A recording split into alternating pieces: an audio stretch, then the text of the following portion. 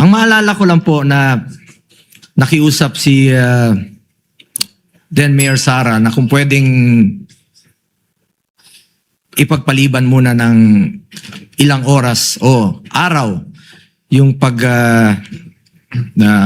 demolish po sa mga illegal or informal settlers na walang malilipatan. Actually, sa totoo lamang po, since we are here for the search for the truth and justice, I believe it is incumbent upon me to put on record my recollection of what happened. Yun po yung maalala ko. Sabi ko nga na may pulisiya po yung syudad noon na kung walang malilipatan yung mga informal settlers ay wag munang paalisin. Kawawa po yung mga kababayan nating mahirap na wala pong malilipatan. Yun po ang konteksto ng nangyari. We are not justifying violence, but we are highlighting that context is important to have a fair assessment of the incident. Magkakaiba naman po yung nangyari nung 2011 sa mga pangyayaring iniimbestigahan nyo po dito. In fact, not just this incident, in our search for the truth, importante alamin natin ang dahilan at konteksto ng mga pangyayari upang maging patas, objective at makatarungan ang ating pagsusuri. Yun lamang po. Ubus na yung oras ko. Last 2 minutes na po. Thank you, Senator Mr. President. Judge. Thank you, Mr. Presiding Officer. Salamat po. Tapos na ba yung oras ko? Sabi ni Anika, tapos na daw. Pagtabla yun sa basketball po, pagtabla sa last 2 minutes. May extension na 5 minutes po. Thank you, second round. Thank you, Senator Judge. Go. Senator Judge Ontiveros is recognized. You may proceed, ma'am, when you're ready. You have 2 minutes as well. Salamat, Mr. Presiding Officer. Mr. Witness, nabanggit po kanina ang political speech at pag-express ng dissent sa gobyerno. Bilang abogado at public servant, kailan po sa tingin ninyo lumalampas sa kritisismo at nagiging national security concern? Ang isa pong kritisismo ay lumalagpas na sa yung kalayaang magsalita kung meron na po tayong nalalagpasan at nababiolate na batas at lalong-lalo na po kung ito ay maghahantong sa kaguluhan at makukompromiso po ang ating national security. If our national security will be under attack, malaki po itong problema. So kung may kritisismo pero meron din pong potensyal na lumikha ng kaguluhan o gawing insecure ang national security, lumalampas na po sa kritisismo, nagiging concern of national security ayon sa tingin po ninyo. Tama po, binabantayan na po natin dyan ng masusi at mas malapit na pagbabantay. Alright, salamat po. Ibang paksa naman po, Mr. Witness, sa lahat po ba ng sitwasyon kung saan nag-iba ang testimonya ng isang witness, masasabi po bang wala ng katotohanan yung pahayag nila? Ang testimonya po na paiba-iba ay dyan po pumapasok yung intervention ng korte na nakikinig kung anong testimonya ang dapat pakinggan. At titingnan po dyan ano ba ang circumstances, bakit may ganung testimonya, bakit nagbago, at eventually kung ano po yung talagang nilagdaan at kinilala, ay importante po yun. Speaking of yung circumstances, meron po bang mga valid reasons o meron po bang mga dahilan kung bakit nag-iiba ang testimonya sa karanasan at obserbasyon nyo? Marami po. Marami pong may pagbabanta sa buhay ng tumitistigo o sa kanyang pamilya o sa kanyang katatayuan. Maaari din po na dahil may konsiderasyon na pinansyal, ay pwedeng magbagong testimonya. At meron pa po siguro na tinitingnan din kung napasasakripisyo ang kanyang pagkatao, hindi naman yung banta sa buhay niya, kundi sa pagkakakulong or kung ano man, or meron pong taong gusto pong pagbigyan sa kanyang pagtistigo. So bagamat syempre naman po naghihigpit ang korte sa mga usapin ng katotohanan at standards ng katotohanan, ay hindi po masasabi sa lahat ng pagkakataon na wala ng katotohanan ang isang testimonya o yun, na Tama po hindi yan. na totoo ang isang testimonya o bahagi ng isang testimonya. Tama po yan at lalong-lalo na kung may iba pong ebidensya, whether documentary or testimonial evidence din, pwede pong ibangga doon sa testimonyang sinabi para ma-attain po at makita kung kailangang tanggapin o paniwalaan ng testimonyang sinasabi po ng isang tao. At doon po pumapasok yung wisdom ng korte, timbangin ang lahat at subukan pa rin gabayan ang buong proseso na buuin yung buong kwento at totoong kwento mula sa kahit pira-piraso. Tama po yun, yung wisdom and of course guided po by the law, the letters and the spirit of the law po. Of course. Huling tanong na lamang po, Mr. Witness. Sundan ko yung tanong kanina ni Senate President tungkol sa persons of interest. At ang punto po ninyo, tama po ba na pwedeng persons of interest ang kanyang mga security ni Vice President? Wrapping up, Mr. Presiding Officer, ilan po sa pagkakaalam nyo ang security complement ni Vice President? Hindi ko po ako sigurado sa eksaktong numero but what I've seen from the news before it's 750 and it's reduced to 300 plus po. 300 plus ang security complement ni Vice President. Yun po ba ay kinonsidera ng NBI sa pag-characterize ng mga utterances ni VP bilang lampas sa kritisismo at papunta na or ganap na concern sa national security? Ibabalik ko po ron sa ginamit namin po na 5 standards na ginagamit po ng Secret Service ng Amerika in National Threat Assessment, yung po tinatawag na Protective Intelligence Threat Assessment Methodology po. Babalik ko po doon, isa po yan sa tinitingnan. Doon po pumapasok yan sa capacity o kapasidad ng tao po na nagsalita ng pagbabanta. Okay. So yung fact na may higit 300 security complement ay iniugnay nyo dun sa isang standard ng capacity. Tama po. Alright. Salamat po, Mr. Witness. Salamat, Mr. Thank Presiding you, Senator Judge Ontiveros. If there are no other senator judges, the chair will have a brief. Senator Judge Pia Cayetano is recognized for her interjection.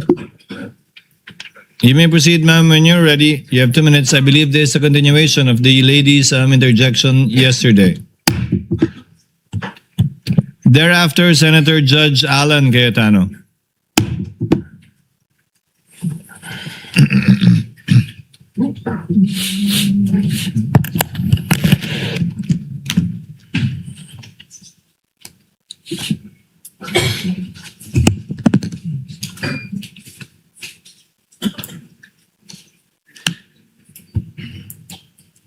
We are ready, Mr. Presiding Officer. For the witness.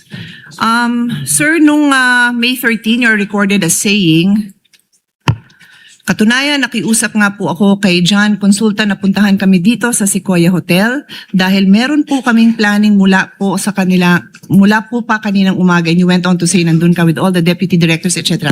Do you confirm? Well, kausap ko po si John Consulta. No, just except confirm, that- sir. Did you say Yes, I that na talked nandun to- kayo sa Sequoia? Hindi, yun lang. Yung statement na Haba yun. po kasi yung statement nyo. I just pasensya need na. you to confirm, did you say that you were in Sequoia? Yes, I talked to... Thank you. to So John you are Consulta. confirming. Okay. Yes po. And then later on, dinagdag nyo, wala kami sa Senado, we are on stand down because that's the instructions. Did you also say that? Yes po. Thank you. Meanwhile, in another interview, you then said, mayroon request si GM Veloso to help them secure the area kasi napapansin nila na magulo, labas-pasok. Nagpadala kaming ilan lang na ahente, parang 4 to 6 na tao na nag-iikot sa premises ng GIS. Hindi pumasok sa Senado. I am quoting Inquirer dated 13 May 2026. Did you say this? Yes, sa GSIS po. Okay, thank you. So, I asked now for the kind indulgence. May papa-flash lang ako. It's just a photo, dear colleagues, both parties. Paki-flash lang. So, sabi nyo nasa GSIS. You confirm na nasa GSIS yung Tama mga po. ahente mo.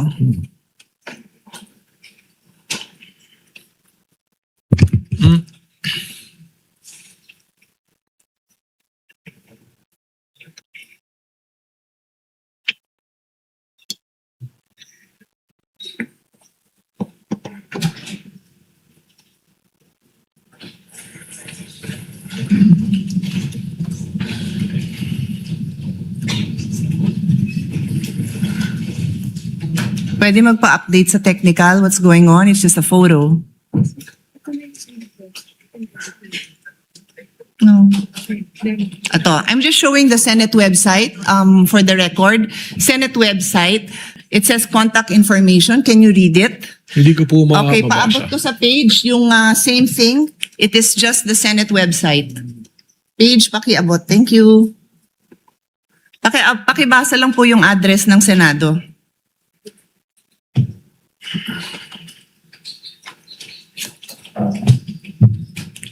Contact information, GSIS Building, JW Jokno Building, Pasay City, 1300 Metro Manila, 632-8552. Okay na po yung phone number, no need.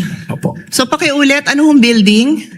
GSIS Building. Opo, kasi nag-iisa lang naman ho ang address namin. Umuupa po kami dito sa GSIS. Iisang building lang ho po yun. And for the record, kung saan nakita yung tao mo, likod lang po yun ang office ni Senator Loren Legarda. Nasa video po yun. I will not bother everyone with that. Kung gusto nyo, presiding officer, I can, but for now, I won't.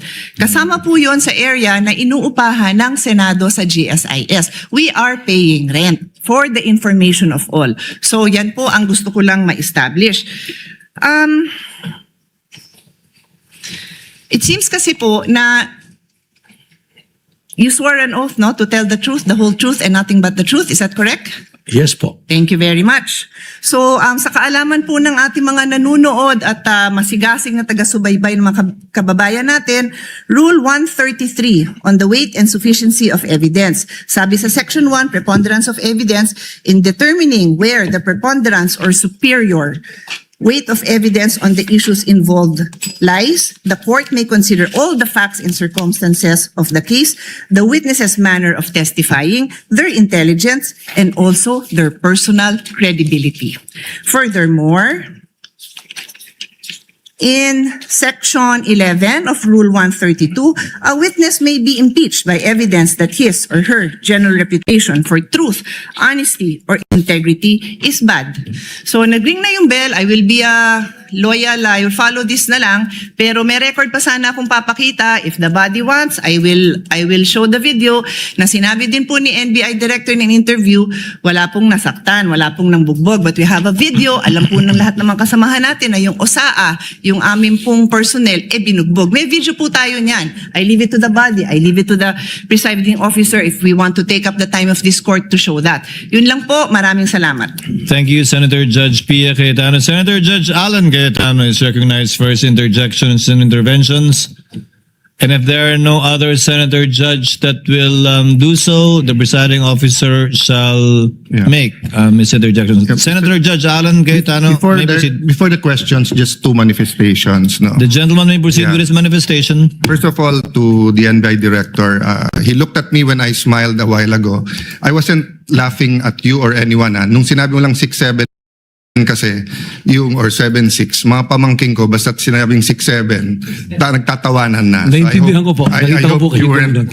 yung iba kasi hindi, baka akala ko anong I ibig understand sabihin. po. And we're on Yes po. TV, so we can be on opposite sides but we can be very professional, di ba? Salamat So po. the second manifestation, Mr. President and Honorable Presiding Officer, you know, much have been said about technicalities, humahaba to, may mga relevant, irrelevant. So I just want the prosecution and defense to know because we're gonna go on a short break. Short lang naman, SONA sa Monday kontra SONA sa Tuesday, makikita tayo sa Wednesday. Both sides, you're doing a good job. Both sides. I mean, the prosecution, your job is to prosecute, and the defense, your job is to defend. The onus is on us. May tinatawag na defense senator judge, may tinatawag na prosecution senator judge. Wala pa akong impeachment dito na hindi nangyari yan. 'Di ba? Ang importante hindi lang yung resulta but yung proseso. And I always say democracy is messy. If you want a dictatorship, it's less messy, but it's a dictatorship. May problema. You want a democracy, it's not, di ba? Having said that, I have a lot of questions, but I want to show Senator Raffy Tulfo some good faith because he always shows me good faith when we're in the lounge. Hindi ko na itatanong today, since I think in the next few weeks, madalas naman kami magkikita ni Director Matibag dahil marami siyang iniimbestigahan na kasama ako doon. So I'll be seeing you, Mr. Director. Thank you, Mr. Presiding Officer. Thank you, Senator Judge Alan Cayetano. Senator Judge Amy Marcos is recognized for her questions and interjections. You may proceed, ma'am. Judge. Kumusta Attorney Mel, Congresswoman Ann, at sa lahat na narito. Itatanong ko lang, kasi sinusundan ko rin yung kwento ninyo, na kahapon sabi ninyo na 100% certain na si VP Sara contracted someone over the alleged plan to kill the president as well as 2 others.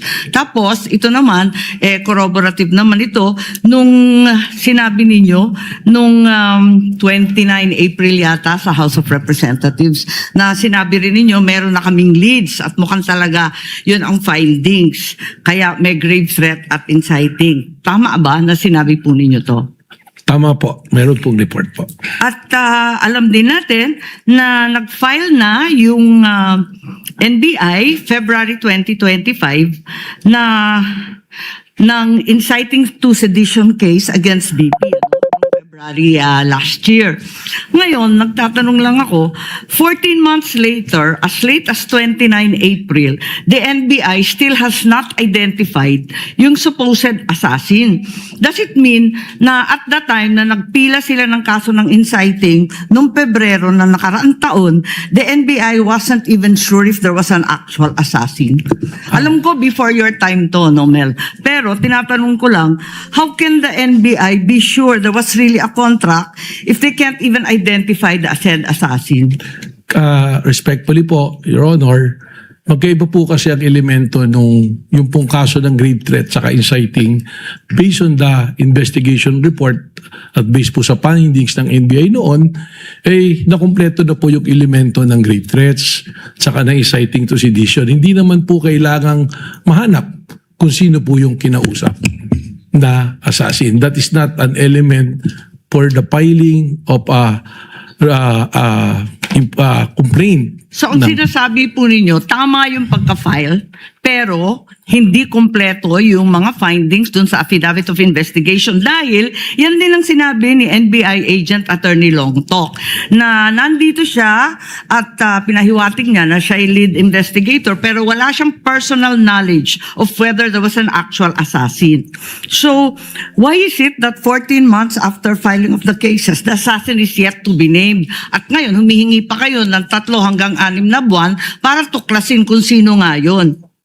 Ganito nga po, yung pong grave threat at inciting to sedition, nandun na po sa DOJ yan. That is the subject of a resolution na dapat gawin ng DOJ. Magkaiba po yan, ihiwalay po natin.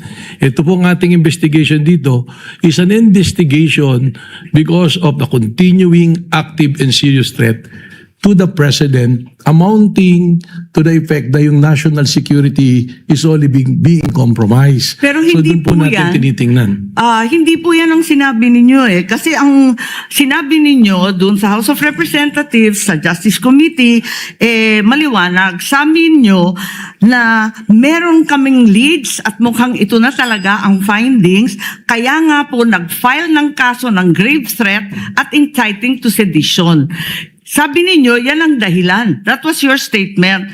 Because if you stand by these words na may finding na talaga, at yun ang dahilan kaya nagpila noong February, as early as February, the date that the NBI filed, the NBI already had findings that VP Sara spoke with an assassin.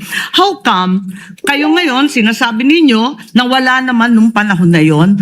Ganon din ang sinabi ni Attorney Lotok. So, hindi ko maintindihan ngayon, talaga bang may assassin na na-identify nung Pebrero o wala?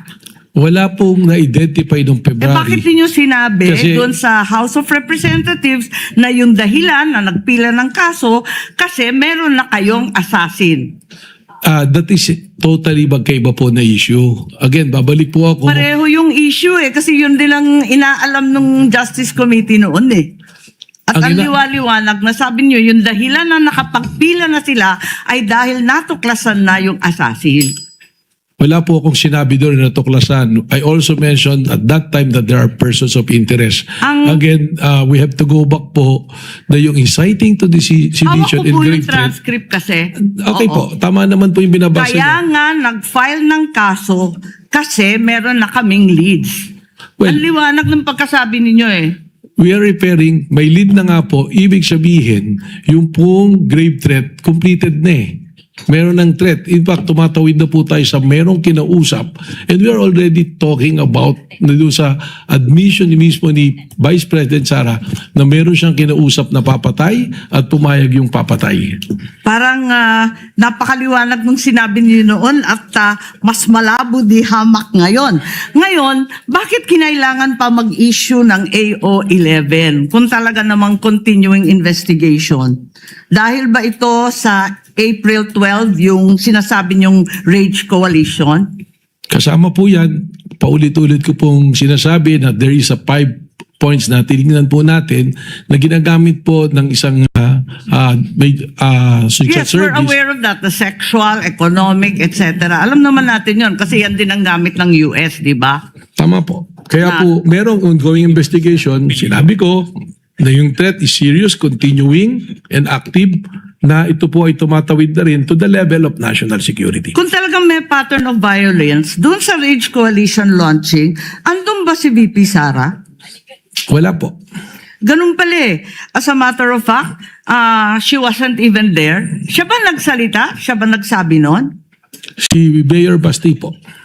Are you implying na may conspiracy kay VP Sara at Mayor Baste to have the president killed? Yan po yung aming tinitingnan. Kanina po, tanong ni Senator Ping Lacson, tinitingnan po natin kung merong sabuatan po na nangyayari. May katibayan ba tayo dito sa conspiracy? Dahil matindi ang pinag-aralan nyo bilang abogado. Sapat ba ito para ipakita na may conspiracy dun sa dalawa?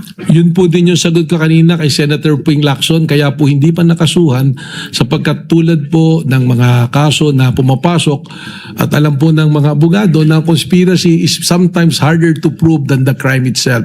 That's why we have to make a case build up para masiguro po natin ng isasampang kaso Sa ay madaling lulusot. sabi, wala pa pong katibayan ng conspiracy.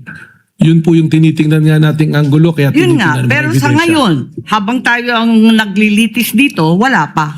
Kung meron na po, na-file na po namin yan. Kailangan po lumusot ito under Memorandum Circular number 20 of the Department of Justice. Ngayon, reasonable certainty of conviction. alam natin yan. Ang sabi ninyo, yung Special Task Force, ano ang gagawin ng Special Task Force kung natumbok na rin yung assassin nung Pebrero pa? O Then- natumbok na ninyo ngayon na nasa ilan na interview ninyo? Ano ang gagawin sa mga assassin na to? Then, kailangan po natin silang imbestigahan at kausapin kung gaano kalawak para malaman po natin kung huminto na ba ang threat sa presidente. Sapagkat alamin natin kung sino po ang makakausap.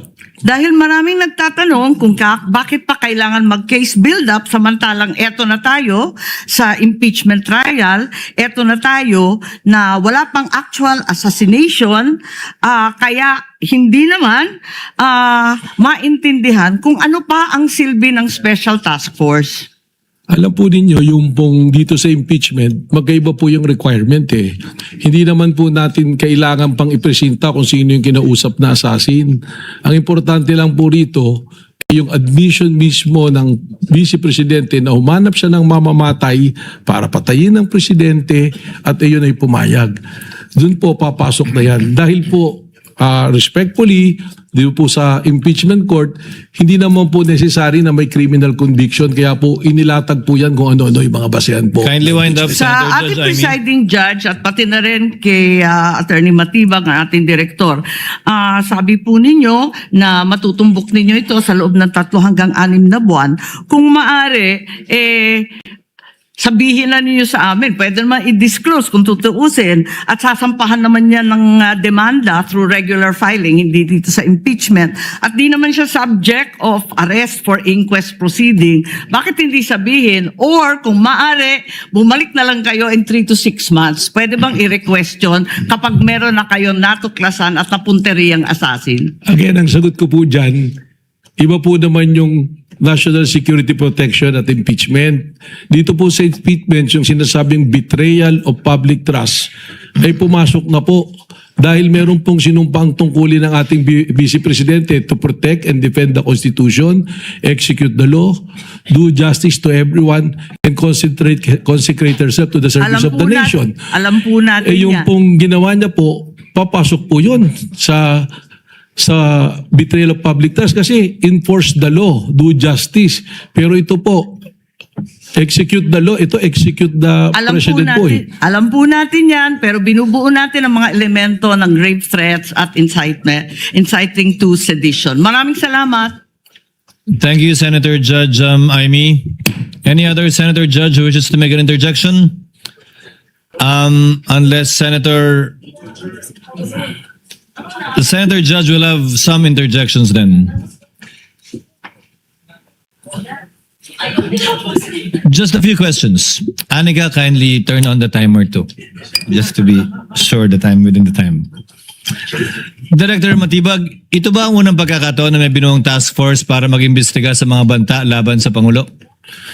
Sa pag-aalala ko po, opo. Sa kasaysayan ng NBI? Based on the records turned over to me, wala po.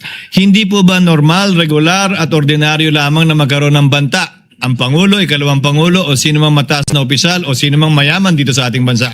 Tama Kaya may mga bodyguard sila, di ba? Tama po yan. Araw-araw po ay alam natin na may threat pero magkakaibang level po.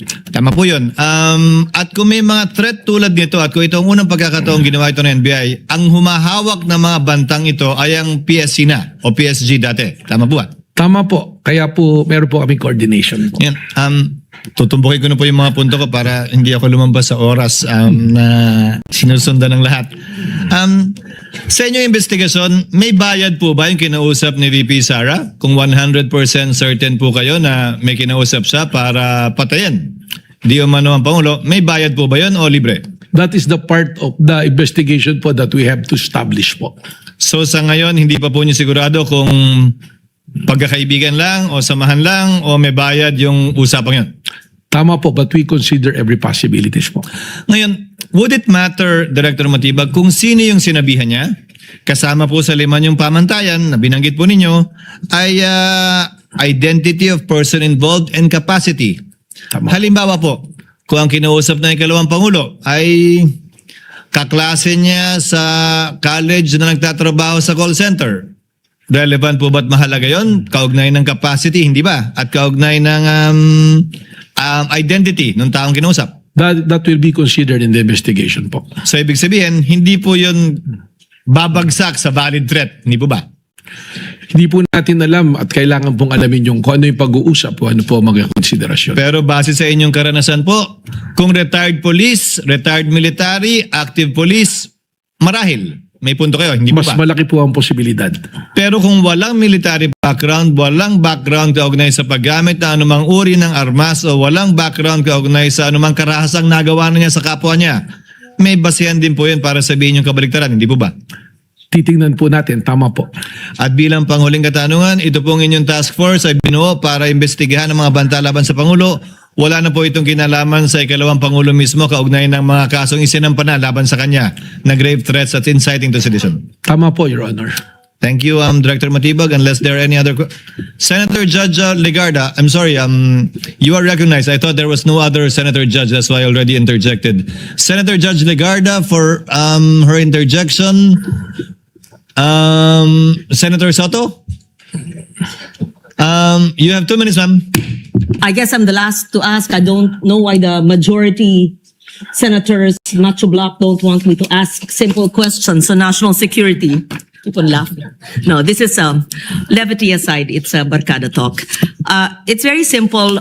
I studied national security. I'm a graduate of my master's in national security. I was discussing it with former General Lacson, Senator Lacson, because the words national security have been used many times in this hall in the past few days. So my questions are very simple to, just for the record, he's my friend, my compadre, Director Melvin Matibag and Congresswoman Ann.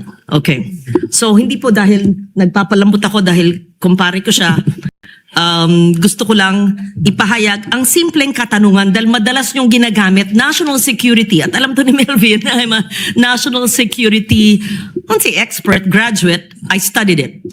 Batay po sa inyong kaalaman, records o ebidensyang nakalap, meron bang mas malawak na koordinasyon sa isang interagency task force o coordinated action sa pagitan ng inyong bureau, ang NBI, ang Presidential Security Command or Group, perhaps ang Philippine National Police, or even the National Security Council or ang NSA at iba pang mga ahensyang may kaugnayan dahil sa mga alleged na pahayag ng ating Vice Presidente? Meron po, ako po meron makikipag-usap po sa PSG po, may coordination kami. Katunayan, yung pong aming ibang inaksyonan ay base po sa intel report po sa amin ng PSD, ng Presidential Security Command. At meron din nga po ako, nabanggit ko na kanina, pakipag-ugnayan po sa military at sa security cluster through the Executive Secretary po. So all of these discussions, are there issuances, memoranda, notices, minutes, directives, reports, official documentation na nagpapatunay sa naturang coordination ng task force? Yung pong aking mga report ay akin pong isinusumite through the Office of Executive Secretary po. How long have you had this interagency task force, and is there such a name of a task force? Where was it? Kailan po tinatag? Kailan natapos? Was there a terminal report? And would you consider it, you've always said it's a national security concern. Well, there's no specific task force, but the coordination, as I said, is to the Executive Secretary, but we are also coordinating with the Presidential Security Command and on the military group po.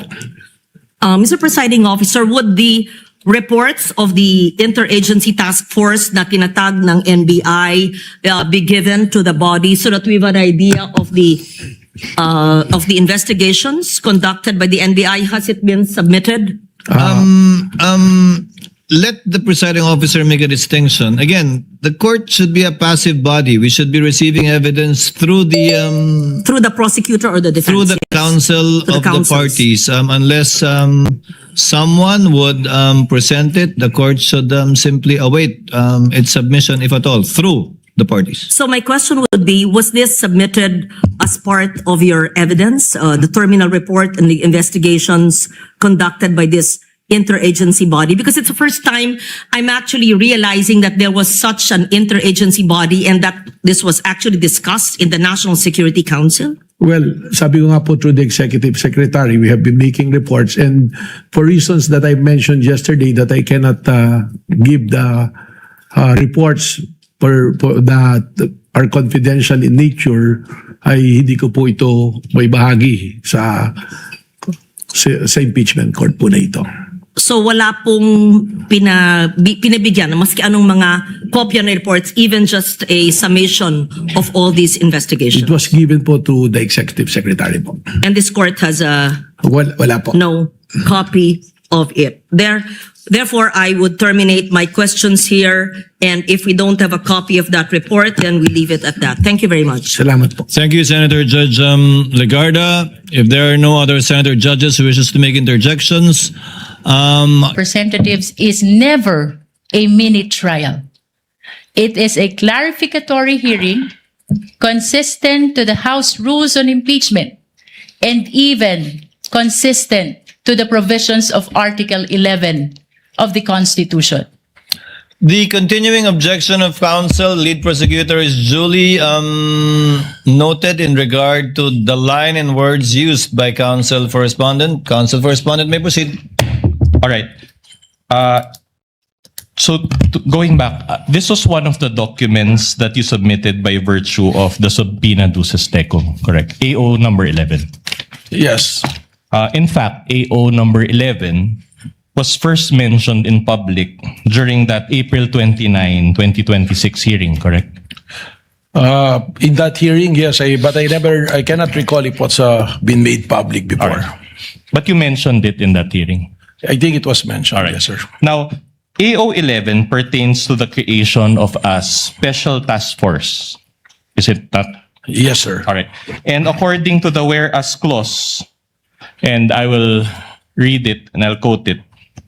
It says, threats to the life of the president constitute a grave offense with far-reaching implications on national stability, public safety, and the continuity of government. Do you confirm this?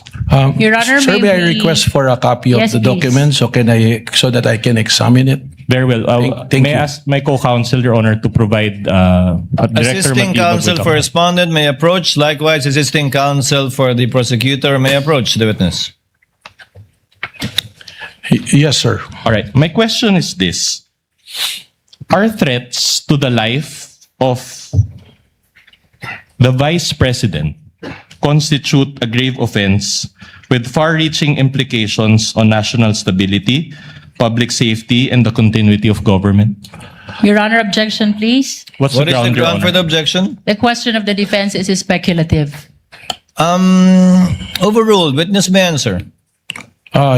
The threat to the president and all other high government officials like the Senate President, the Chief Justice, the Speaker of the House, or any other officers is a threat to the national security and threat to public safety. All right. Very well. Now, did you create a special task force to investigate on the threats to the life of VP Sara? There was none to my recollection. So let us recall the interview of Dempsey Reyes of the Philippine Daily Inquirer. This is part, Your Honor, of Annex G9 of the Articles of Impeachment. And please direct your attention to paragraph 13 of the minutes of the meeting and allow me to read. Number 13, are you aware of the threats? Your Honor, please, may we confront the witness with the document? Very well, Your Honor.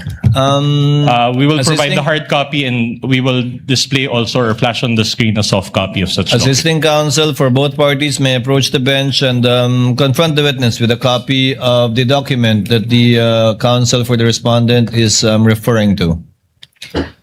Kindly proceed, counsel. All right. It says paragraph 13 or question and answer number 13. Are you aware of the threats? Answer. May press con kasi earlier than that. Sabi niya lang gusto daw siyang patayin daw according to her ni speaker.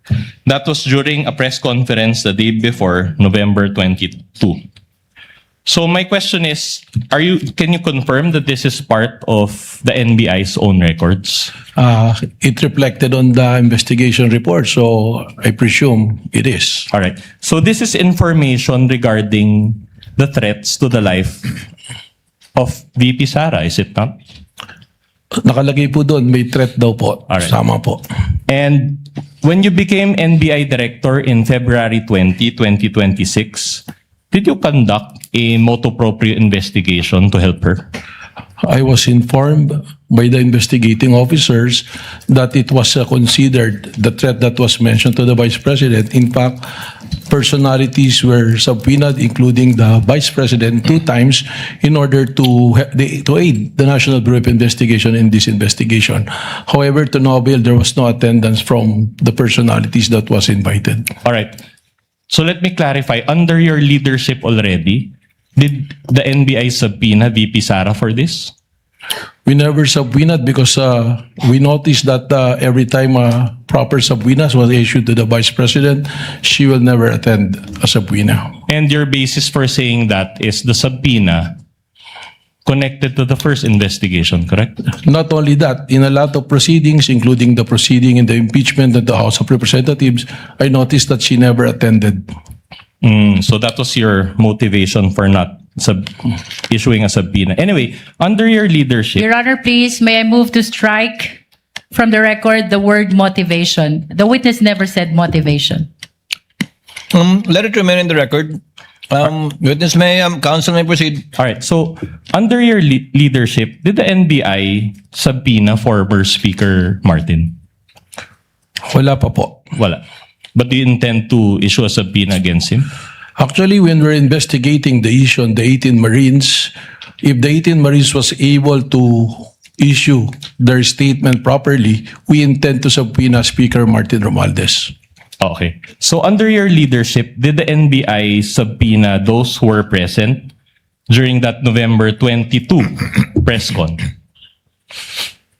There are some personalities that were subpoenaed. In fact, I noticed that you have presented the subpoena yesterday. Yeah, but isn't it that those subpoenas were under the leadership of Director Santiago?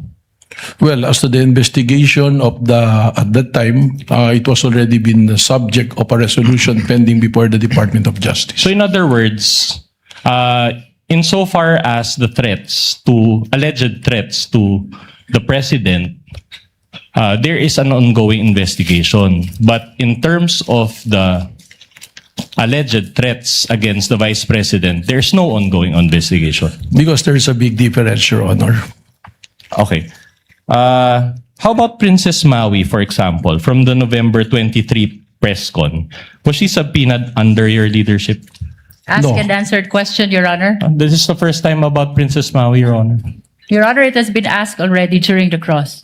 No, the ground is correct. Asked and answered, meaning the witness already answered, no, he did not. All right. So may proceed. But you mentioned a while ago that there were two subpoenas issued against VP Sara, correct? Yes, sir. Based on the record that was turned over to Yeah, but those two subpoenas were issued by former Director NBI Santiago and not under your leadership. by the National Bureau of Investigation, yes, under the leadership of Director Santiago. But just to clarify, under your leadership, no subpoena. The subpoena Ask and answered, Your Honor. Asked and answered, move on, counsel. All right, I'll move on. Now, you mentioned yesterday that for grave threats and inciting to sedition, these are still pending before the DOJ. Ask and answered, Your Honor. Asked and answered, counsel. All Move right. on. You likewise mentioned yesterday that you have an ongoing investigation. And my question is this for the alleged contracting for the assassination? Yes, that is very clear. I was able to explain that yesterday. Okay, and particularly, the ongoing investigation pertain to the leads that you have to the alleged person that VP Sara talked to. Among others, Your Honor. But no subpoena has been issued to such alleged person under your leadership. Because we are under a case build-up status. It is an ongoing investigation as mentioned yesterday, sir. Okay. Now, let me just clarify. In a subpoena, the NBI must specifically identify the felony or crime for which you are issuing the subpoena. Is that not the case? Yes, we provide what is the crime that we will investigate. Okay, very well. So here, what will be the felony or crime that will be indicated in the subpoena? But you have to remember, we are also have the mandate to protect the Constitution, to protect the peace and order. And if it goes to the national security and peace and order, we are also mandated to investigate. Your Honor, with all due respect, Your Honor, the answer was not responsive. Your My Honor. answer was very specific. My question was very specific. What will be the felony or crime that will be indicated in the subpoena? Witness will please answer. The question was simple. What is the crime, if any, or penalty in relation to the document being asked by the counsel? We all know that there is no crime that committed when there is a plan to kill until it is executed. But what I'm saying, that's why I'm qualifying, is because one of the mandates of the National Bureau of Investigation is to protect the national security. And we are also mandated to issue a subpoena for an investigation to do so. So if in this case, we cannot issue a subpoena, we can issue an invitation for those persons of interest. So no, you cannot issue a subpoena, but just an invitation. In other words, this is not under the jurisdiction of the NBI, correct? It is within the power of the NBI to protect the national interest and the national security. And as mentioned, there is a continuing threat to the President and under Section G, Section 5 of the Republic Act 10867, it is one of the primary duty of the NBI to protect the security of the President. All right. Yesterday, you also mentioned betrayal of public trust, correct? That is correct. Can that be indicated in the subpoena? when you issue it against this alleged person? It can be or it can be not. But why will we put the subject betrayal of public trust if the person being subpoena is not being tried for betrayal of public trust? What if it's against the vice president? Just to clarify, can the subpoena indicate betrayal of public trust? We cannot put that because that is not a subject of a case under the revised penal for a crime. The betrayal of public trust is the variable subject of an impeachment court. All right. So you admit nonetheless that betrayal of public trust is a ground for impeachment, correct? That is correct. I think it's in the Constitution. All right. And are you saying that once you reach your findings, because we're all waiting for that, you will? Is it correct to say that you will file another impeachment case against VP Sara? Oh, thank you for that question. Objection, Your explain. Honor. That is speculative. I think the witness is competent enough, and in fact, thank the counsel for his question. I'm interested to hear what the witness will also answer. Thank you, Mr. Presiding Officer. The betrayal of public trust as the issue in the impeachment court, we don't need to investigate even if we pinpointed the person contracted. Because the point being is the betrayal of public trust was already been consummated when she publicly admitted, there is already an admission that she contracted a killer, a mamamatay tao or assassin, to kill the president. And that itself is already an admission. At sinabi pa niya, pumayag na yung kinausap kong mamamatay tao. That constitutes betrayal of public trust. Why? Because the oath of office of the president, sabi niya, she will execute the law and do justice to every man. So, pag nagbalak kang pumatay at ginawa mo yan, that is no justice to every man. It's not execute the law. Execute the president yung gusto mong gawin dyan. Your Honor, with all due respect, Your Honor, I know that NBI Director took pains in explaining his answer, but his answer already contains conclusions of fact and law. And may we ask, Your Honor, May I respond, Your Honor? I'm not yet done. In keeping, Your Honor, with this court's ruling last week, may we ask, Your Honor, that it be stricken off the record, Your Honor. My answer was pretty simple. And it is Counsel for satisfactory. the lead prosecutor. My question was pretty simple. Sorry. Your Honor, ang depensa po ang nagtanong kung mapapatunayan na nag-commit ng betrayal of public trust, kung sasampahan pa ng impeachment ulit at sinasagot lamang po ng testigo, Can we get- consummated na ang betrayal of public trust dahil may kausap ng tao na pumayag na to execute the President, the First Lady, and the former Speaker. That's precisely the ground for our motion, Your Honor. Can we get the ruling, Your The Honor? motion to strike off is denied. Let the answer of the witness remain in the records. That was his answer, counsel. However, interpretative it may seem with respect to the law, since the witness was qualified yesterday as not only being the NBI director, but also engaged in the legal profession for decades and is in fact a former law dean. Let that remain in the records for the consideration of the senator judges. You may proceed, counsel. All right. My question is this. Are you conducting your ongoing investigation to substantiate this current impeachment case? Kung ang pagbabasihan is betrayal of public trust, nandoon na po. Bakit po namin hinahanap A yung simple- kinausap na papatay? With all due respect, Detector, simple yes or no will do. Hindi po, dahil sinabi ko na Alright. nga.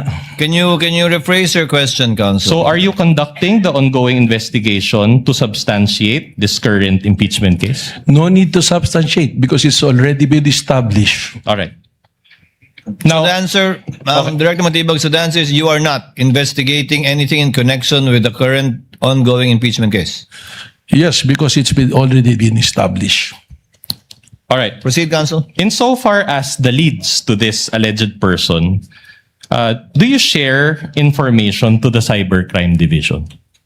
Kasama po ang Cybercrime Division sa aming pong committee. Kaya kung ano po yung mga findings na nandoon, kasama po sila kung sila po ang pumunta. Subalit, kung ito po ay meron pong level of security na hindi naman kailangang malaman ng Cybercrime Division, hindi po namin ito ibinabahagi sa kanila. All right. So because after all, the cybercrime division is Your part. Honor, please. What's the question? What's the objection? May we know if the defense is making a manifestation or raising a question? I am going to the question. He was Your Honor. about to ask a question, I believe, Counsel. Let's allow him to finish his question. Counsel may proceed for the respondent. Because the cybercrime is part of the special task force, correct? That is correct po. How about Agent Lotok in particular? Do you share the leads to this alleged person with him? Hindi po siya parte ng Special Task Force. But wasn't he part of the cybercrime division as well? Hindi po, siya po ay regional director ngayon ng BARM. Yes. But he was once part of the cybercrime division. Dati po yun nung hindi pa po ako Alright. director. Okay. Now, let's go to the special task force that you mentioned. You have one team leader and two assistant team leaders in your special task force, correct? Tama po. All right. And then how many members from the NCR? Ang NCR po, yung po ang buong division na kasali at ang tumatayo po na representante nito ay yung kanila pong regional director. But you mentioned that they are members of the special task force. In your estimation, how many from the NCR are involved? Ang NCR po, we give the freedom to the regional director kung ano pong aksyon ang kailangan niya aksyonan at ano pong team ang kanyang bubuin for purposes of doing a particular investigation in relation to the said task force. Your Honor, may we respectfully again ask that the court give a directive to Director Matibag to give a more responsive answer. My question is how many? So he can May I comment, Your estimate Honor? a number. Counsel for the respondent, the question was how many? And the answer of the good director was it depends, and it would depend on the NCR regional director how many he would assign. Witness will answer if he knows. If he does not, he may so respond as well. Mr. Presiding Officer, sir, the thing is, depende nga po kung ano po yung magiging operation or surveillance na gagawin, we give independence and autonomy po do sa regional director kung sino po at ilan ang i-assign. That's why ang composition po ng Special Task Force ay binubuo po ng 3 na individual at 5 pong divisions po namin.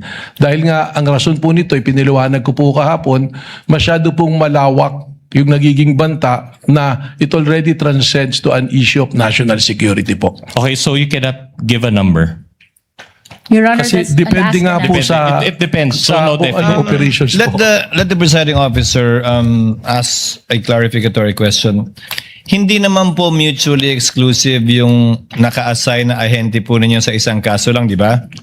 Tama po, Your Honor. So yung national, yung director nyo ng NCR, kung ilan mga ahente na nasa ilalim niya, posibleng 5, 10, 20, 30 iba't ibang kaso ang tinitingnan nila. Tama po.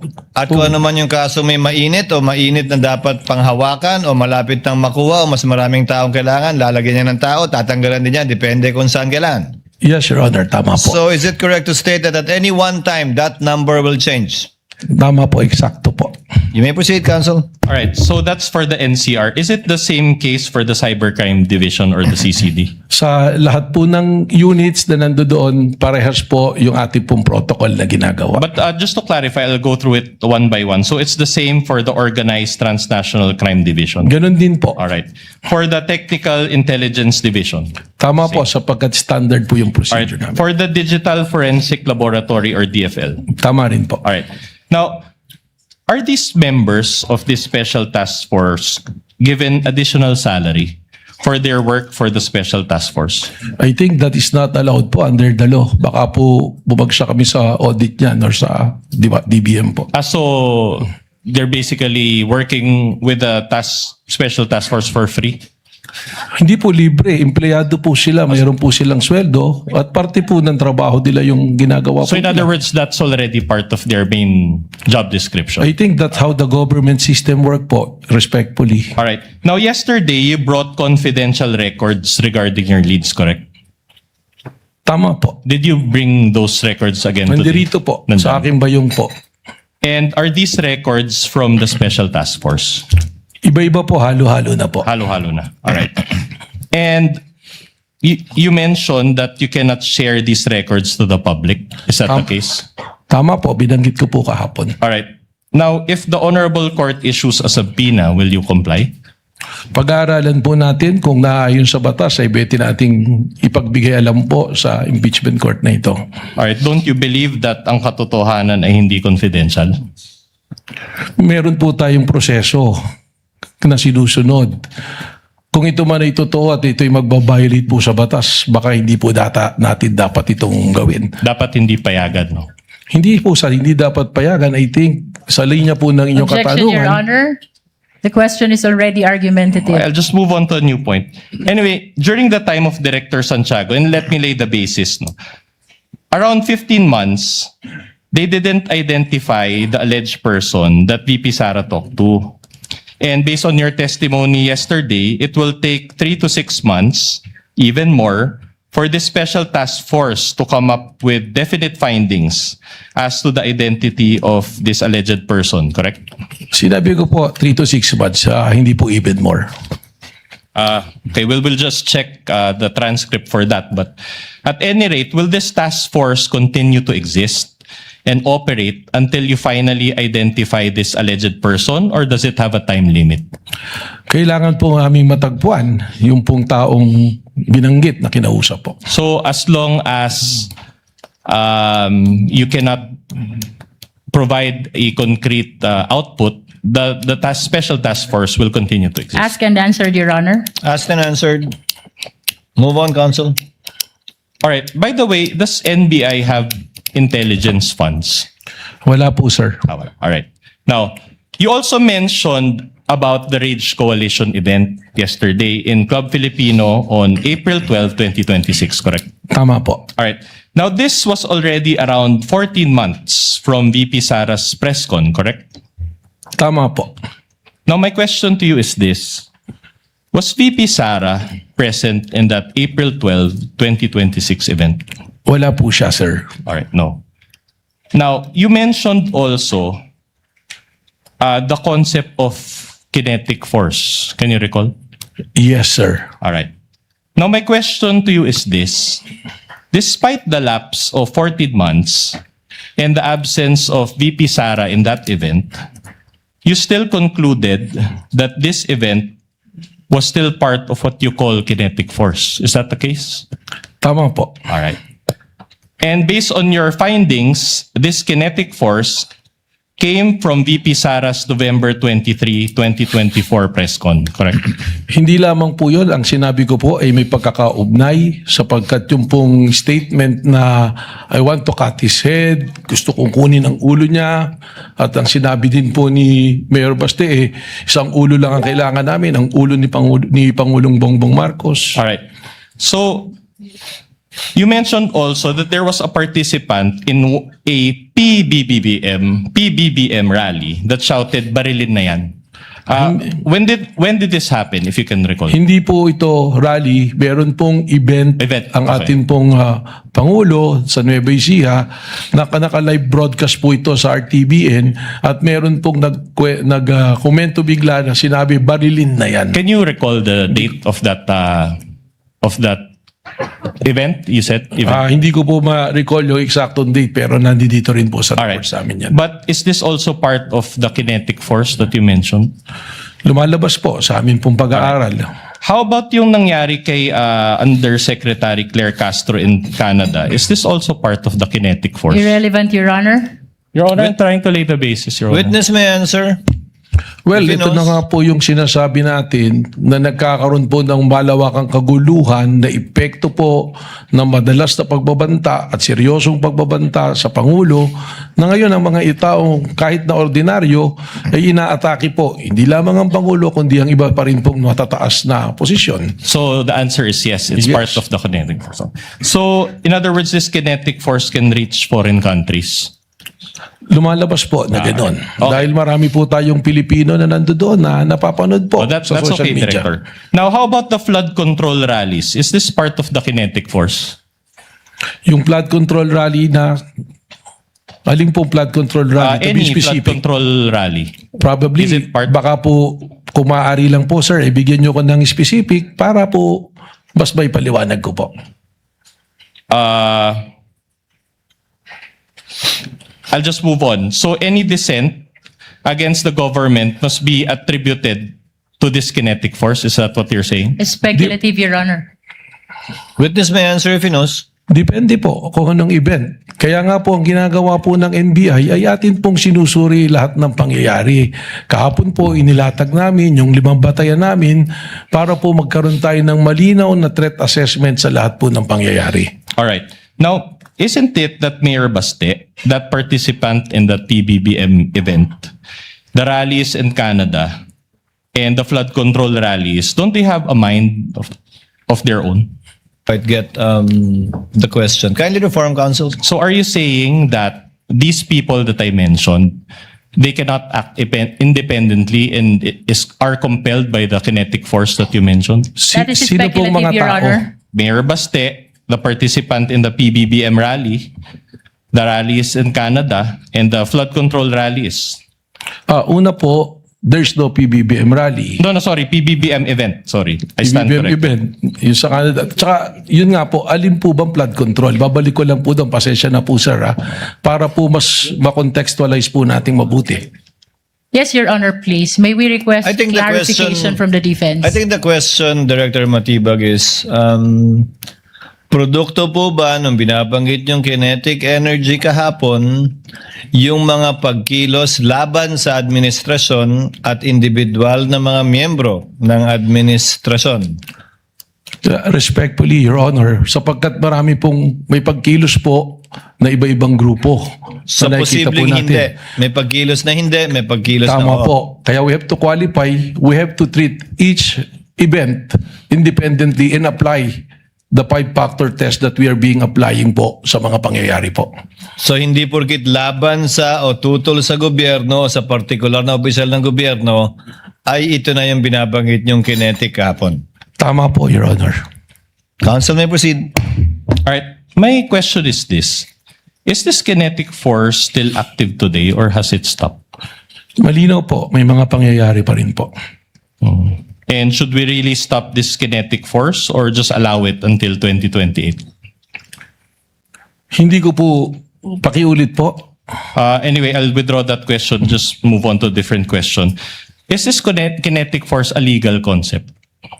Ito po ay konteksto sa base sa aming investigasyon. Again, ibabalik ko po ron sa aming 5 naging patayan na ginagamit din po ng ibang jurisdiction para makapag-establish po ng isang threat para sa isang national threat assessment. Again, just a manifestation that it's not responsive, but I'll just move on to a different point. Your Honor, please.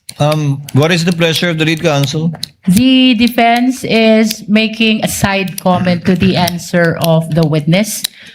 Can we please remind him to avoid making side comment as previously invoked by the impeachment court? Then Your Honor? I will raise another motion, Your Honor, that the witness's answer is not responsive. Counsels, let this not be a debate between and amongst the two parties. Let the witness answer and give his testimony. Counsel, you may proceed. All right. Was the Rage Coalition event a political rally? Palagay ko po, sapagkat ang nandoon po ng mga political party po ng PDP laban at yung pong reforma na pinamumunuan po ng dating Speaker Bebot Alvarez. All right. And as a lawyer and as a former dean ba, director or current dean? Former po, Alright. So as a nag-resign na po lawyer ako. and a former dean, you are aware that political speech is constitutionally protected, correct? Depende po kung anong talumpati, you have to qualify.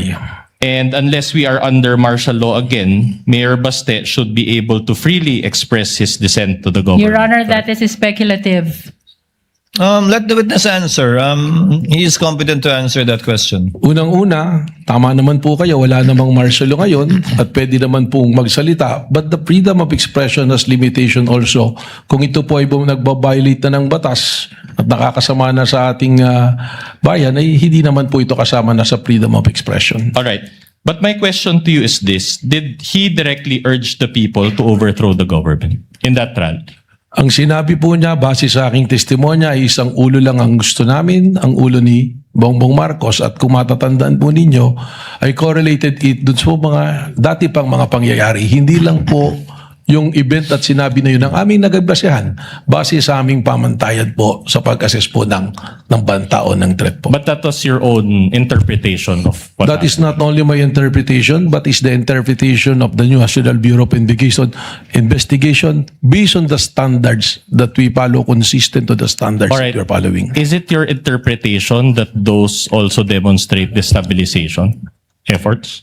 Please repeat, pakiulit po, Is sir. it also the NBI's interpretation that those remarks constitute destabilization? Argumentative, Your Honor. No, if the witness can If he answer. knows, Ano pong particular na sinabi? That speech by Mayor Baste, in general. Yung pong kanyang sinabi na ang ulo lamang ni Bongbong Marcos ang kailangan namin, at sabi ko nga, in correlation to the other events, applying the 5-factor standards that we have been using, which is recognized by other jurisdiction, doon po kami nagkaroon po ng conclusion. Sorry, Director, I didn't quite get your answer. So, are you saying that that's destabilization or no destabilization? Misleading, Your Honor. no, the director hasn't answered yet. He cited the basis, but cut short of answering the question. So, is it based on the 5 pillars of your investigation, Director? Well, dun po yan, based on the 5 pillars na natin po, lumalabas po ng isa dun sa elemento ng 5 pillars, it comply po. So, Sumasagot po doon. So, meron At din. hindi po destabilisasyon, kundi banta po sa kaligtasan ng Pangulo na naging banta na rin po sa pambansang seguridad po. So, you're admitting that there was no destabilization? Argumentative, Your Honor. No, it's connected to the question, Your Honor. Previous Counsel, the question. witness has answered for the appreciation of the senator judges. You may proceed to a similar question or move on to another topic. Yeah, I'll proceed with a similar question. Director, I am showing you a news article. This is Exhibit D-4-66 entitled, and I quote, Palace dismisses the stab rumors versus Marcos admin. So it was published quite recently, May 12, 2026. And for the sake of time, I will just read the first line thereof. Assisting counsel for the parties may approach. It says here, and I quote, Malacanang on Tuesday said it has not received any information about supposed destabilization efforts against President Ferdinand Bongbong Marcos Jr. My question to you is this. Claire Castro speaks on behalf of PBBM, correct? Being the spokesperson, tama po, sir. And based on her statement in this news article, there has been no destabilization efforts against PBBM, at least as of this date, correct? Well, baka po dapat tingnan natin yung buong konteksto because under a security cluster, may pinag-uusapan po dyan. Maaaring ang tinitingnan niya na walang destabilization, there is no destabilization from the rank of men in uniforms. So hindi po natin masasabi na yun na yung kabuuan talaga. All right. I'm showing you another recent article, Exhibit D-4-67. This article is June 12, 2026. So again, quite recent. And again, for the purpose of time, I'll just read the title. It says, Sara Duterte, I won't grab Marcos's position. My question to you is this. Isn't this news article also consistent with no destabilization efforts that Claire Castro previously mentioned? Base po sa aking binabasa, baka mas maganda po si Vice President Sara Duterte makasagot dito because she's speaking of a state of mind. Sa isip po niya yan eh. But if you know, you Your cannot- Honor, may I comment? What is the comment of the lead prosecutor? The witness never said that there is destabilization. As a matter of fact, what he said during the earlier question is threat to the life of the president amounts to threat to national security. Now he is being asked about these pictures concerning the stab. This is misleading, Your Honor. asked and answered. The observation of the lead prosecutor is noted. It is not an objection, counsel. Proceed, counsel right. for respondent. Now, yesterday, you identified an unsigned and unnotarized document which allegedly pertains to an affidavit of Arturo Las Cañas. Correct? Yes, sir. All right. Now, if you know, is this the same Las Cañas who appeared before the Senate in 2016 and 2017? Yes, sir. Okay. So, in fact, this is the same Las Cañas who was charged by the Senate panel, led by then Senator and still Senator Panfilo Lacson, with a recommendation for perjury. Is he not? Hindi ko po nabalitaan nyo kung sinarge siya ng perjury. But if it's on record, then the answer will be yes. All right. Well, he was, or maybe we can confirm it later with Senator Judge Lacson. And this perjury was committed during a Senate committee hearing, if you know only.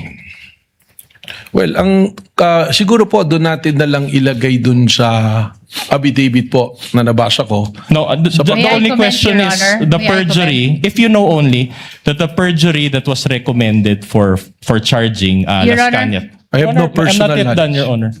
I think, Your Honor, the witness is incompetent to answer that If question. he knows, Counsel, I asked think the Your Honor. witness already said that he's not aware of it, but that if it is on the record, then most likely it is true. That was the response of the witness earlier. All right, I'll just move on to a new point. Now, allow me to read a statement of Senator Lacson, and then I'll ask questions thereafter. May we request, Your Honor, that the witness be confronted with a document if I think the defense is reading from a document? Yes, Your Honor. We will The provide the hard guidance of the copy. witness, Your Honor. We will provide the hard copy, and then we'll also show the soft copy on the screen, Your Honor. Assisting counsel is authorized to approach All right. I will read. from both parties. I will read and I quote Senator Lacson. Ang may papayo ko lamang kay SPO3 Las Cañas, kung ang layunin ng inyong quote-unquote extrajudicial confession ay mapanagot sa ilalim ng batas si Pangulong Rodrigo Duterte at iba pang personalidad, marapat lamang na maliban sa inyong salaysay, may maipakita ka pang bukod at ibang ebidensya. Kung wala, ay maaaring masayang lamang ang oras ng mga tao dito dahil baka walang kahihinatnan ang isinasagawa nating pagdinig sa araw na ito laban sa sino mang mga taong idinadawit mo. Are you aware of this statement by Senator Lacson against Las Cañas? Ngayon po, nabasa po. You're aware nabasa now. ko po. All right. At any rate, you mentioned yesterday that you did an open source investigation to obtain the Las Cañas document, correct? That is correct po, sir. But to be candid, was it just Google search? Hindi po. Are you at liberty to disclose what method you used in that open source investigation? We were provided, dito po nagsimula yan, we got hold of a copy of the affidavit of Arturo Las Cañas. With the permission of counsel for the respondent, the chair will allow the intervention of Senator Judge Lacson given that his name was mentioned, in fact, not only alluded to but mentioned by counsel for respondent. Senator Lacson is recognized to give a manifestation. Thank you for allowing me to interject. Maski hindi naayos sa una yung pahayag kanina. Kasi ang worry ko, pag inupuraw ako doon, interpolate ako ni Senator Lapid.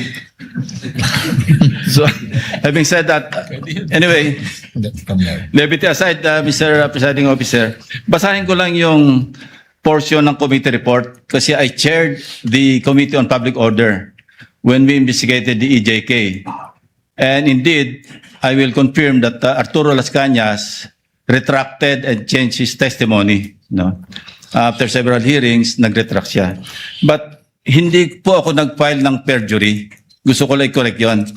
Ang recommendation po sa Roman numeral number 6, recommendations, part po ito ng committee report. Ano? In view of the foregoing, the committee recommends the following. 1, amendment of the revised penal code to increase the penalty for the crime of perjury. Yun po yung context. Na dahil committee report ito, nagre-recommend ako na i-amend yung revised penal code, particularly sa krimen ng perjury. Manifestation is noted. Counsel for the respondent may proceed. But at your at liberty to disclose who searched for that Las Cañas document. Ito nga po, yung pong dokumento, we got hold of it. Sabi nga po natin, meron po kami mga tinatawag na amin pong mga informants at mga source. It was provided to us. Nung ibinigay po sa amin to, hindi naman po ibig sabihin ay amin kaagad itong paniniwalaan. At tama po kayo.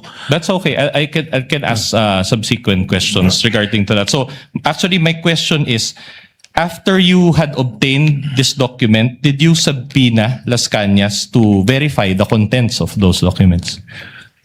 Hindi po, sapagkat he is nowhere to be found. That's enough. So without verification, you decided to believe the contents of the document that you obtained? Again, ibabalik ko po ron sa 5 nating factors. Isinama lamang namin po ito, isa dun sa mga factors na sinasabi po natin, yung pattern of violence na tinatawag.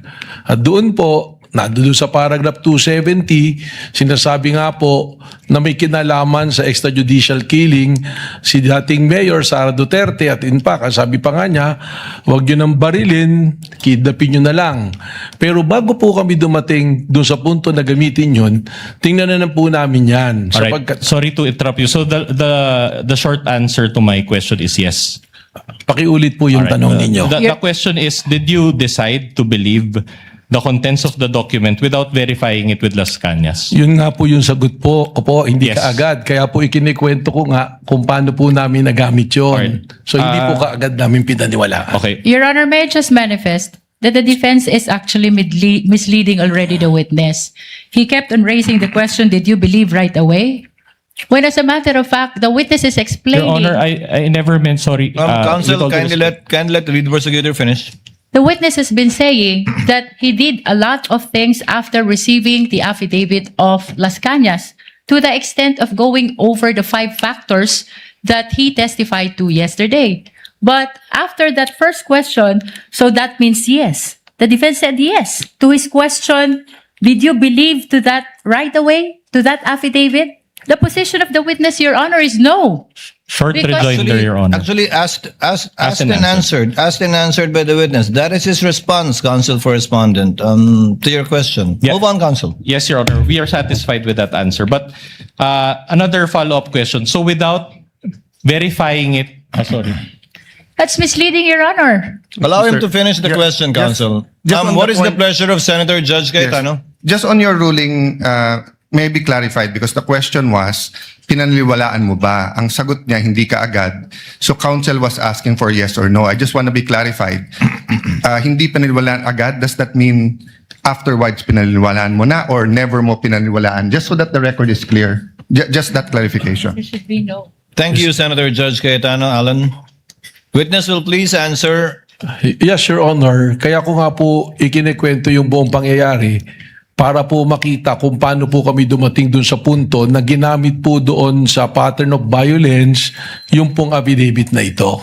So, liwanagin ko po Director Matibag. Opo. Hindi nyo agad pinaniwalaan nung simula, pinadaan nyo rin sa inyong SOP sa investigasyon, kalaunan, pinaniwalaan na ninyo at sa ngayon, pinapaniwalaan po ninyo yung nakasaad dun sa dokumentong yun. Kalaunan po, ito ay ginamit na namin na isa sa basehan po doon sa pattern of violence pagkatapos po namin idaan sa proseso po. So, pinaniwalaan nyo na, pinanghawakan nyo na, kumbaga. Sa ngayon po, tama po, Your Honor. Okay. And pinapaniwalaan yun without issuing a subpoena to Las Cañas and clarifying the matter with him. Asked and answered, Your Honor. It's a different question, Your Honor. We're already at this point. Witness may answer. Pakiulit po. So, you mentioned na pinapaniwalaan nyo na siya ngayon as clarified by the chair. So, are you saying that pinapaliwanaan nyo na ngayon without issuing a subpoena to Las Cañas and verifying it with him? Hindi po nag-issue ng subpoena kay Las Cañas, pero meron pong naging verification process. Alright. But not with Las Cañas. Who is the author of that document? As and answered po, Your Honor. The presiding officer would like to remind witness to kindly avoid making a ruling for and behalf of the presiding officer. Pasensya na po, Your Honor. But the gentleman would have been correct. The presiding officer would have said the same thing. Thank you for saving me the trouble. But try to avoid that, Director Matibag. Sorry po, Your Honor. All right. Thank you. Thank Council you. may proceed. All right, Director Matibag. Yesterday, I identified 2 videos, and you related it with the alleged pattern of behavior of VP Sara. Correct. The first video that you showed, I think, involved the sheriff. Tama po. All right. But that incident, will you confirm that that incident took place on July 1, 2011? Yes, long time ago po. So around 15 years ago. Tama po. And did you still find it relevant to use that video? Under po dun sa 5 factors namin, ang tinitingnan po natin sa pattern of violence is the historical behavior. All right. Kasama po yun. With the permission of council for respondent, what is the pleasure of Senator Judge Ontiveros? If I may, Mr. Presiding Officer, before the defense moves on to a next question, just to ask a follow-up question of the previous topic. On this matter? On the matter of the Las Cañas affidavit, Mr. The Presiding lady Officer. may proceed with that question on Las Cañas only. Salamat po, Mr. Presiding Officer. Follow-up question, Mr. Witness. According to your testimony yesterday, you reviewed Arturo Las Cañas' affidavit as part of the larger investigation concerning the Vice President's capacity to carry out the alleged threat.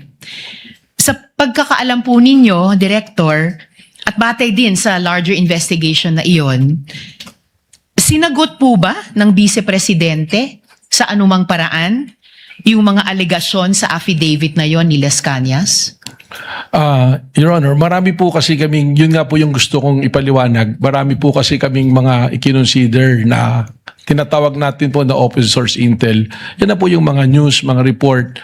At nung tinitingnan po namin yan, si Arturo Las Cañas, meron pa po siyang lumabas na balita noon nung isinumite niya itong affidavit na to sa ICC. At maalala ko po, meron din po lumabas sa balita na mismong si Vice President Sara Duterte, parang sinasabi po niya roon na hindi ko kailangan ng DDS para gumawa ng kayang gawin ng DDS. Something to that effect po. Na-consider po namin lahat po yan. Sa sinabi di umano ni Vice President, sinabi niya hindi niya kailangan ang DDS para gawin ang Yung kayang gawin ng DDS. Something ng like that po. DDS. Opo. Hindi ko po eksaktong ma-recall yung phrase na pagkakasabi po. Salamat, Mr. Witness. I may return to that point later. The lady today, may do Mr. so after Presiding Officer. the Salamat po. cross, redirect, and recross. When she avails of her time, counsel for respondent may proceed. All right, let's go back to the sheriff incident. I'm glad you mentioned history or historical background. Are you aware that that sheriff incident pertains to relief operations that were being conducted by the vice president, then mayor at that time, or vice mayor? Ang pagkakaalam ko po doon sa balita na yun, itong sheriff na to is trying to enforce a valid order from a legitimate court, demolition order po ito, na ayaw ipatuloy po ng then mayor and now vice president. So, Alright. I might not be aware of a relief operation, baka po paliwanag po sa akin. Are you aware? I'll just ask you if you're aware. Are you aware that it involved a flash flood? This incident happened after a flash flood in that particular community. Hindi po lumabas siya If sa you know, balita. if you know. All right. I have no knowledge of that. Are you aware that VP Sara asked that sheriff for an extension of 2 hours just to help the victims? Yung po yung lumabas sa All balita. right.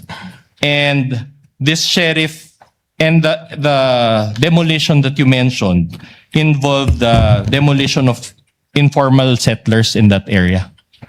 Opo, kaya po may order of eviction. Ibig sabihin po, informal settlers po yung Are you aware that 30 people died during that incident? I have no knowledge of that, Your Honor. So in other words, are you also aware that it was the sheriff's refusal to provide the 2-hour extension? That's why VP Sara got Well, angry. that is the claim of the then mayor. If you know only, if you know.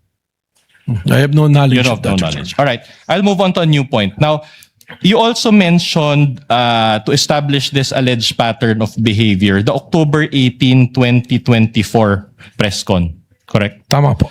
And this press con took place obviously before the material that you used or the November 23, 2024 press con. Tama po. All right.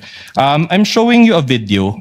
Your Honor will just show one video. It's around 1 minute. This is Exhibit D-4-53 and the USB is separately marked as D-4-47. And then I'll ask you questions after that. Kindly play the video. The tech through the clerk of court is so directed.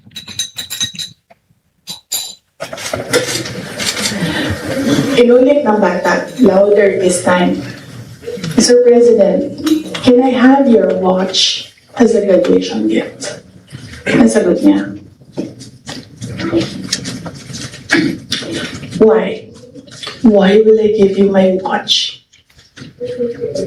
At that point, may sakit na ako. Wasn't feeling very well. Nandun lang ako, nakakatayo ako dun kasi nagkamot ako. Gusto ko, ang galing mo ulo niya ba?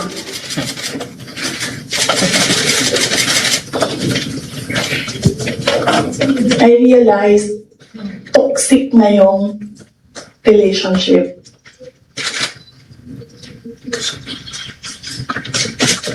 And it did not help na itong dalawang katabi ko, tumawa pa. Pinagtawanan pa nila yung bata. And I saw the humiliation sa face ng bata. I wanted to help him. Gusto ko sabihin sa kanya, itong relo ko na lang, relo ito ng Vice President, ito relo ng Presidente, pero I hope this will do. And then I realized na baka mas lalong mapahiya yung bata if I do that. So I just imagined myself cutting his head.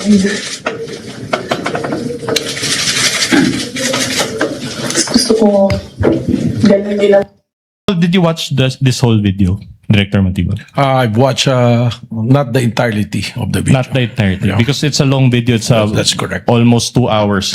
But my question to you is this the video where you based your finding that VP Sara said, gusto kong tanggalin ang ulo niya, imagine cutting his head off? Is this the one? Yun po. Alright. Yun po yung video na yan. And will you agree with, wasn't this press con heard by the general public? Opo. And didn't VP Sara say her statements in jest? Well, Speculative, Your Honor. Honor, the witness is smart enough and competent enough to answer. Nevertheless, Your Honor. Witness may answer. well, again, I will say I cannot go into the state of mind of the Vice President, and precisely the reason why do sa pattern of violence, kasama po talaga yan yung pag i-consider natin. I understand her disgust doon sa nangyari, but probably pag pinagsama-sama po yung aming pong investigasyon, mga aming napanood, kasama po yan, doon po namin na-establish yung isa doon sa 5 factors na pattern of Yeah, violence. I understand what you're saying, but my question to you is, didn't you take VP Sara's statement out of context? Mahirap po para sa aming law enforcement na yung ganyang mga statement ay amin pong babaliwalain. Katunayan, alam naman po natin, kahit nga biro, halimbawa po, yung bomb joke nga po sa aeroplano, hinuhuli natin. It's a different thing if you're doing a bomb joke dyan sa aeroplano tsaka sa open field na kayo lang. So, Alright. sa amin po sa law enforcement, we have to give credence to that and i-process po namin. So at any rate, you consider this portion of VP Sara's statement to be grave and serious, to be a grave and serious threat based on the standards that you mentioned yesterday? Hindi po yun ang sinabi ko. Ang sinabi ko po, kasama siya dun sa i-consider na marami pong factors para ma-establish po ang pattern of violence. Isn't that kind of a stretch? It's argumentative, Your Honor. Argumentative. Move on, counsel. Nothing further, Your Honor. Thank you.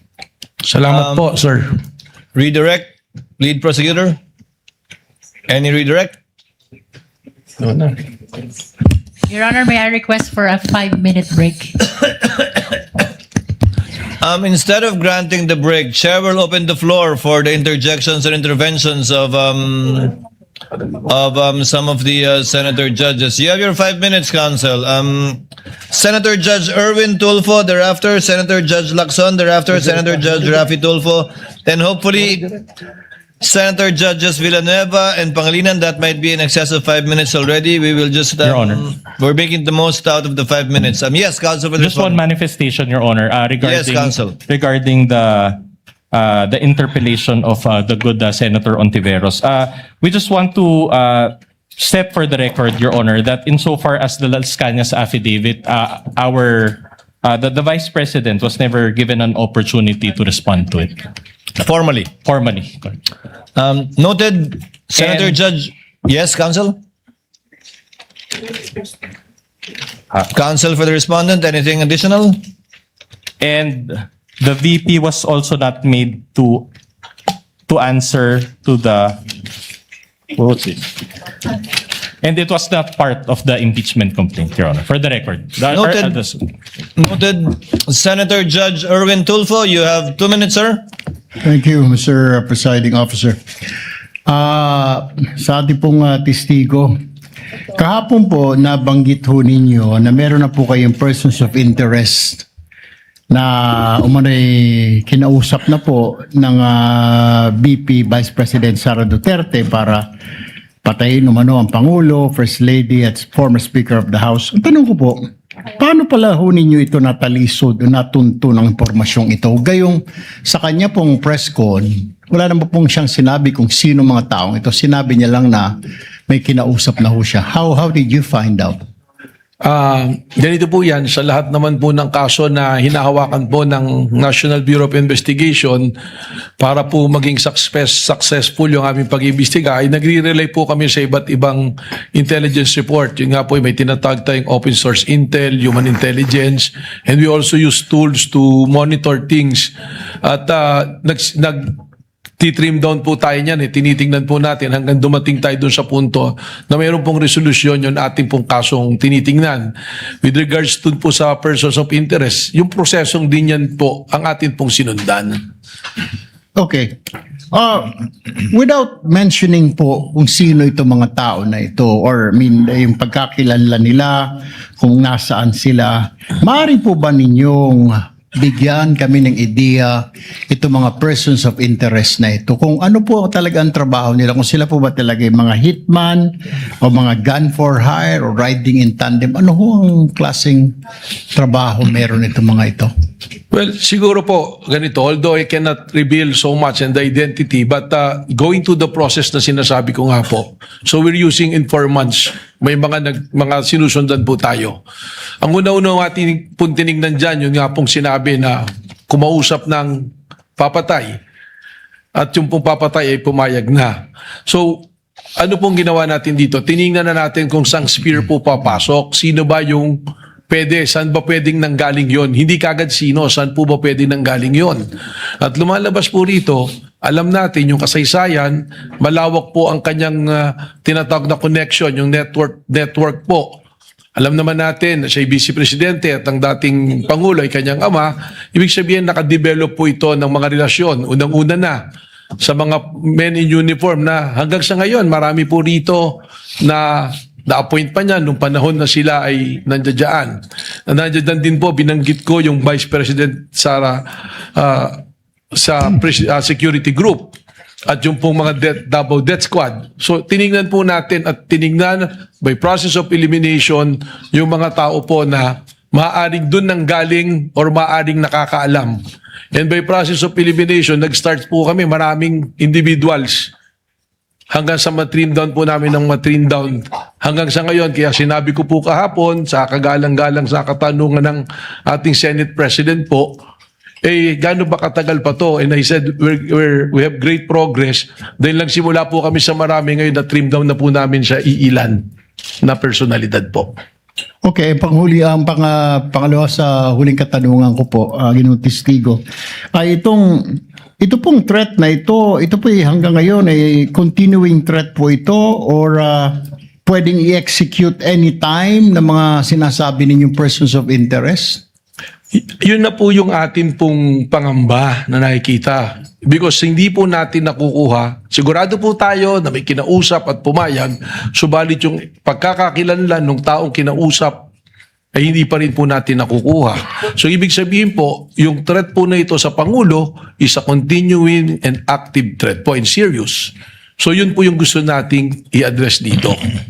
Panguling katanungan na lamang, Mr. Witness, naimporma na po ba ang Pangulo at ang kanyang PSG para alam ho nilang kanilang gagawin at hindi po sila malingat sa kanilang seguridad? Meron po kaming tuloy-tuloy na pakikipag-ugnayan sa ating sa palasyo po.